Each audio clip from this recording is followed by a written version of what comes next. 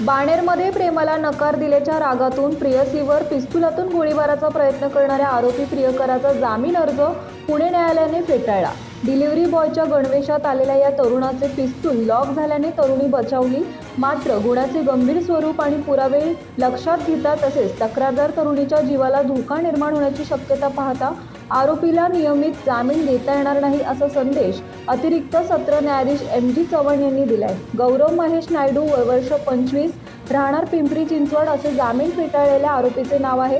त्याच्या विरोधात 24 वर्षीय पीडितेने बाणेर पोलीस ठाण्यात तक्रार दिली होती। ही घटना 29 ऑगस्ट रोजी सकाळी 9:15च्या सुमारास बाणेर येथील एका खासगी प्रशिक्षण संस्थेच्या आवारात घडली होती। या प्रकरणात न्यायालयीन कोठडीत असलेल्या गौरवने जामीन मिळण्यासाठी न्यायालयात अर्ज केला। त्याला सरकारी वकील जावेद खान आणि तक्रारदार तरुणीचे वकील ॲडव्होकेट खंडेराव टाचले यांनी विरोध दर्शवला। आरोपीने नियोजनबद्ध पद्धतीने तरुणीवर जीवघेणा हल्ला केला असून त्याची पार्श्वभूमी गुन्हेगारीची आहे। त्याला जामीन मंजूर झाल्यास तो तरुणीवर पुन्हा हल्ला करून साक्षी पुराव्यात छेडछाड करू शकतो असा युक्तिवाद सरकारी वकील आणि तक्रारदार तरुणीच्या वकिलांनी केला।